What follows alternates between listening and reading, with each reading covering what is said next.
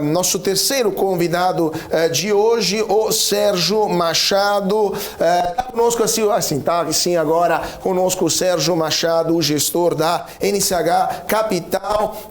Muito bem-vindo, Sérgio. Muito obrigado por estar conosco nesta quinta-feira. Eu que agradeço a oportunidade, né, mais uma vez, de estar com os amigos da BMC, e que vocês estão fazendo um trabalho aí muito bom, e sempre que puder, contem comigo.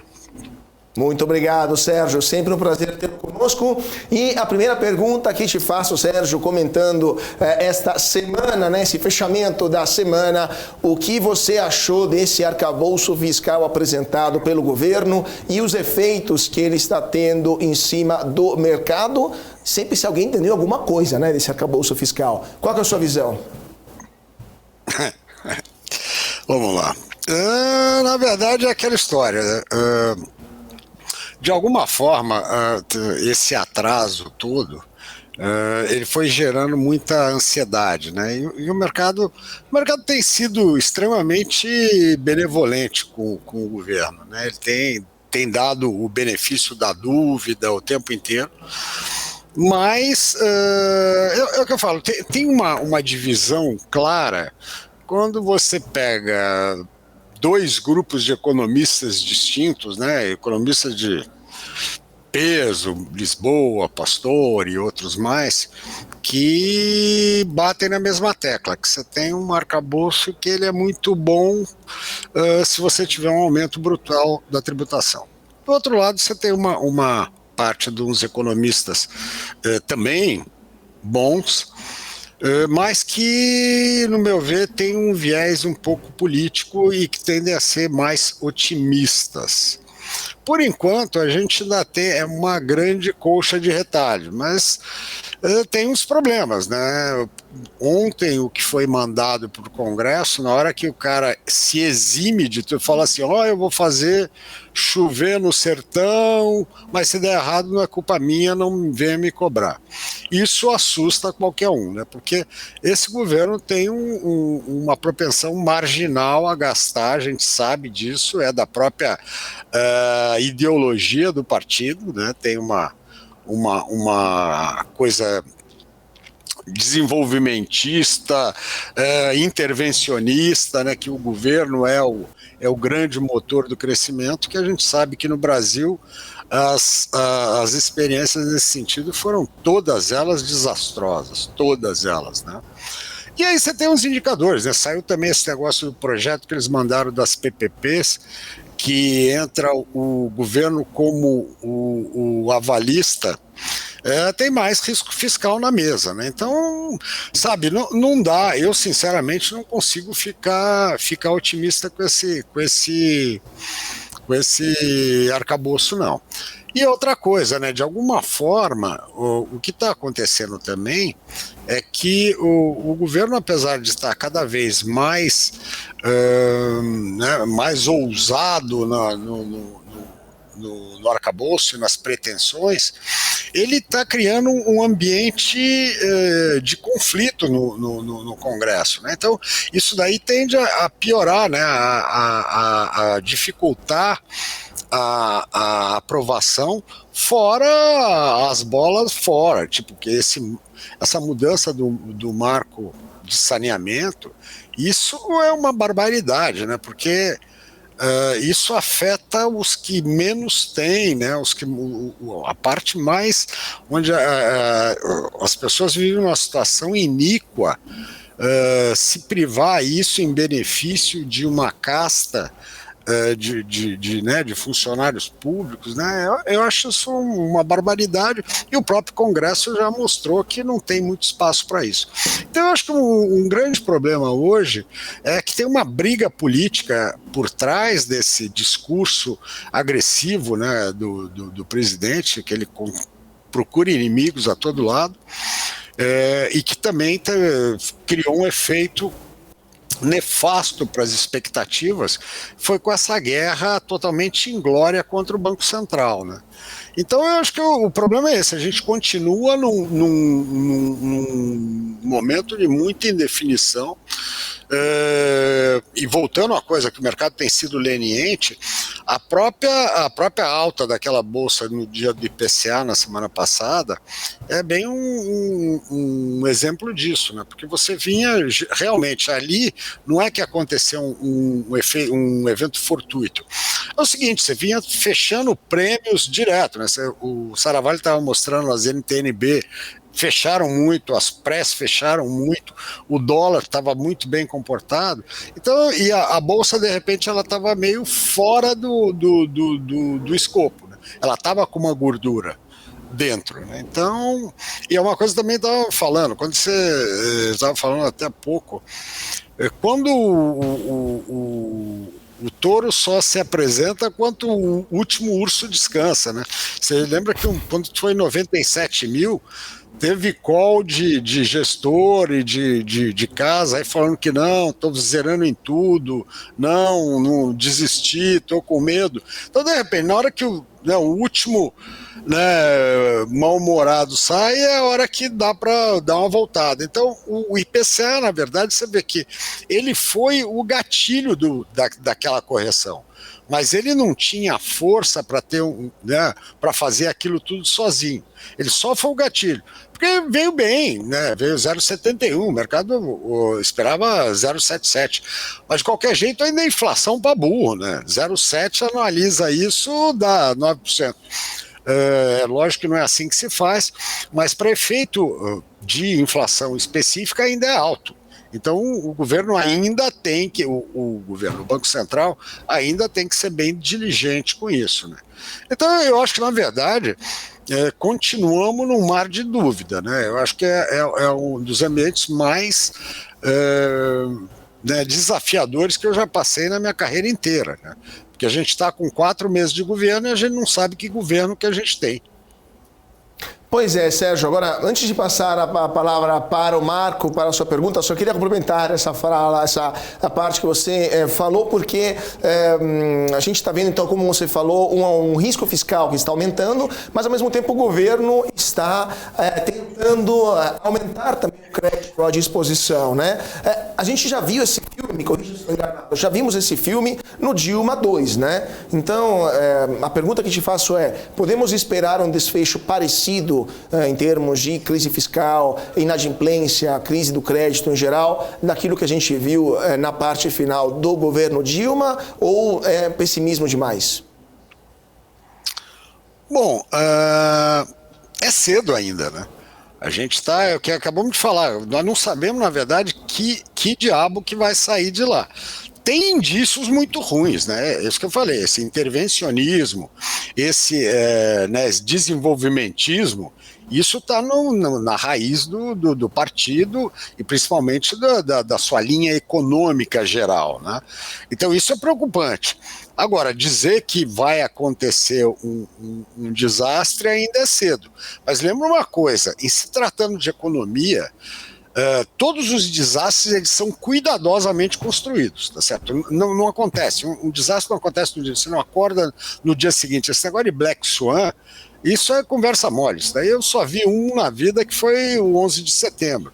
O resto não, nada aconteceu de um dia para o outro, né? Então a coisa vai sendo construída e chega numa hora que ela vai gerando os problemas. E a gente sabe, o que me preocupa um pouco é totalmente a falta de autocrítica que esse partido sempre teve, né? Ele nunca reconheceu os erros, ele nunca reconheceu nada, então me preocupa muito. E aquela história, né? Se lembra nesse governo da Dilma, a gente indo para o buraco e eles continuam indo para o buraco. Falam, não, agora vai dar certo, continuando na mesma forma. Eu fiz a coisa 10 vezes, deu errado, mas na 11ª vai dar certo. Agora, eu acho que a diferença é que se isso começar a se indicar que vai acontecer, você pode ter uma antecipação da crise, né? Porque o mercado ele tem isso, né? Por isso que é aquela história, compra no boato e vende no fato. Ele antecipa o processo. Se vier uma leitura que realmente vai ter uma irresponsabilidade, que vai vir inflação, aí você pode ter pressão no dólar, você pode ter pressão nas curvas de juros, você pode ter tudo isso. Então é muito importante acompanhar o dia a dia, né? E volto a falar, o mercado por enquanto está dando o benefício da dúvida para o governo. Né? Ele, por mais que o governo tenha insistido em mostrar uma linha irresponsável fiscalmente, ele continua falando, não, no final o Congresso breca, tal. Vamos ver. Mas é uma situação complicada sim. Pois é, né? Se lembram de tudo lá no PT, mas não aprenderam nada, né? Não esqueceram nada e não aprenderam nada. Marcos, sua pergunta, por favor, para o Sérgio. Sérgio, muito boa tarde. Prazer ter sempre você por aqui com a gente. Ô Sérgio, até ontem eu estava aqui com o Carlos e a minha percepção ali à tarde, particularmente, eu falei, Carlos, amanhã a gente vai acordar tudo despencando, né? A situação realmente em Brasília ficou tudo muito quente. E aí aquilo que você falou, hoje a gente tem um Ibovespa em alta. Primeiro, por que o mercado está dando tanto benefício da dúvida, né? Já que agora a gente tem, pelo inverso, né? A gente começa a se perder no CPMI, a gente tem outros assuntos antes de arcabouço, antes de reforma tributária, outros assuntos que vão ganhar as atenções em Brasília, que não é fiscal, né? Por que o mercado está dando benefício da dúvida nesse momento, né? O que realmente a gente pode acreditar, né? Assim, acreditar e acreditar, né? No sentido assim, me estranha muito esse otimismo, principalmente hoje nessa quinta-feira, né? Eu esperava realmente uma reação muito negativa, no sentido assim, é uma oposição que pode ganhar força, que vai dificultar o andamento do governo no Congresso, né? E uma reforma, por exemplo, administrativa praticamente descartada, né? Assim, poderia ter alguma possibilidade, uma reforma tributária vai ficando mais distante, né? Essa é a minha leitura, pelo menos, essa é a minha preocupação. Então, como é que você viu, como é que você vê a reação do mercado que, a princípio, está querendo, né, fingir que não vê, né? Vamos dizer assim. Bom, Marcos, é engraçado, hoje de manhã, que eu ia viajar, eu já estou na filial, graças a Deus já. E eu ia viajar, eu vim, eram 11 horas da manhã. Então de manhã eu fui no escritório e tive uma reunião lá com o meu time. E a gente tava com uma visão lá fora ruim, falou, vai dar uma apodrecida na abertura, pode até dar uma oportunidade de compra, tal. Aí abriu totalmente contra a cara da gente. E a gente tava rindo, né? Que abriu e falou, eu nunca vi o mercado que ele tá fazendo tanto pouco caso de analistas e operadores, né? Você tem ajoelhado no milho todo dia, né? Então tá muito difícil, porque de alguma forma é isso que você acabou de falar, o nível de incerteza ele só aumenta, ele só tem aumentado. Então eu acho que chega uma hora que o mercado começa a ficar meio sem norte mesmo. Então ele começa a ser afetado ou por uma parte dentro dele mesmo, né? Tem um movimento que de repente o cara vai contra, os volumes caíram também, né? Então é um negócio agora, para me explicar hoje, objetivamente, o que aconteceu no mercado, eu não faço a menor ideia, cara. Sinceramente, o porquê fizeram isso não faz sentido. Com essa piorada lá de fora, não ter contaminado aqui eu realmente não sei entender. Então é isso, o problema tem sido esse, para você operar nesses tempos, é essa incerteza total. Tanto é que no nosso caso aqui, a gente nos fundos está com níveis de risco baixíssimos, né? Porque quando você não consegue entender o futuro, né, o que está se mostrando, fica muito difícil você construir cenário, construir hipótese e acreditar nelas, né? Hoje a gente está no mercado muito meio a meio, né? Muito 50%, pode dar certo, pode dar errado.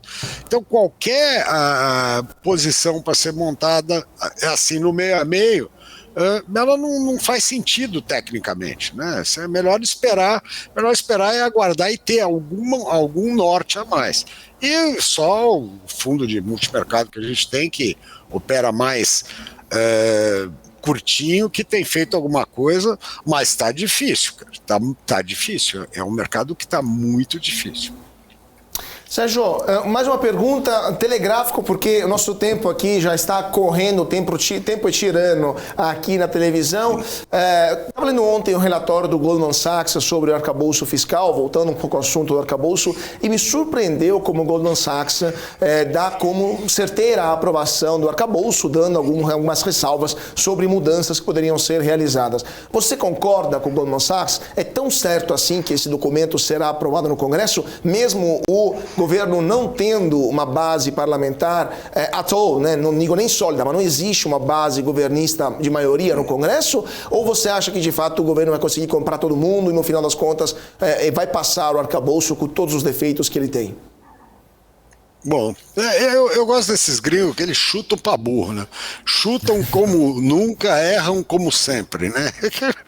Então não há o que falar. Justamente é entrar numa seara assim, eu acho que... Você mesmo falou, ele tem base parlamentar? Não tem. Né? A negociação, como vai ser, não se sabe. Na medida que ele abre mais frente de batalha, ele vai perdendo cada vez mais força. Né? Então, eu realmente, eu prefiro me recolher a minha insignificância, a minha ignorância e aguardar os fatos. Né? Porque, justamente, você nota que a gente está dependendo de um ambiente que a gente não tem menor controle e que a gente sabe que é um ambiente que tem negócios, tem ajustes, tem... sabe? Eu não teceria assim, vai passar desse jeito, assim, não sei. Vamos esperar. Agora, eu realmente não tenho essa firmeza, mas eu também eles soltam quanto é que vai ser o dólar em dezembro, não erro nunca, erro sempre, nunca pergunto de novo, então, não ligo muito. Essa é a parte chata do mundo, né? As pessoas cheias de dúvidas, as pessoas inteligentes estão cheias de dúvidas e os outros, né, têm muitas certezas. Marco, a sua pergunta. Ô Sérgio, só para a gente, fechamento da semana também, acabei de falar que a semana que vem a gente tem mais um IPCA, né? Agora o IPCA 15. Como você falou, outra vez o mercado reagiu como se a gente tivesse uma Selic caminhando para 8%, né? Assim, como se não houvesse amanhã. Será que semana que vem a gente pode ter mais um bom indicador? Vale a pena acompanhar? Será que o mercado vai continuar dando o benefício da dúvida? Né? O Roberto Campos fala, pronto, era isso que eu precisava para jogar a Selic. Inclusive já tem alguns bancos falando de 11,25 no fechamento desse ano. Né? Não vou falar que é um banco gringo, né? Porque você acabou de falar que eles chutam como nunca e erram como sempre. Mas o que a gente pode esperar, né? Não só do número, mas também da reação, né? Bom, a previsão é 0,68, alguma coisa assim, né? 0,60. Se tiver um diferencial do mesmo calibre da outra vez, não há por que você ter esse movimento. Lembra que, quando eu falei no começo, ali claramente foi uma soma de fatores, né? Que faltava, a bolsa estava errada de preço e aquele ali foi o gatilho. Né? Então eu acho que para ter um gatilho desse, só se chegasse assim, em vez de 0,66 veio 0, veio 0,10, sabe? Tinha que ter uma mudança muito marcante, tá? Senão não. Pelo menos a minha impressão, não haveria por que ter um movimento com essa amplitude. A não ser também se de repente chega lá, o arcabouço melhorou, né, tiraram as coisas aí seria combinado com, mas ceteris paribus, continuando com esse né, na mesma indefinição que a gente está vivendo, eu não vejo assim uma pequena diferença gerar um movimento daquele tamanho. A ver, então, o que vai acontecer nesse mar de incertezas, e com certeza vamos voltar a comentar as notícias, as novidades que virão de Brasília com o Sérgio Machado, sócio e gestor da NCH Capital. Muito obrigado, Sérgio, por ter estado conosco nesta quinta-feira e um ótimo feriado. Muito obrigado pelo convite. Abração, Saravale, até a próxima. Obrigado. Muito obrigado, até mais, tchau, tchau. Sérgio.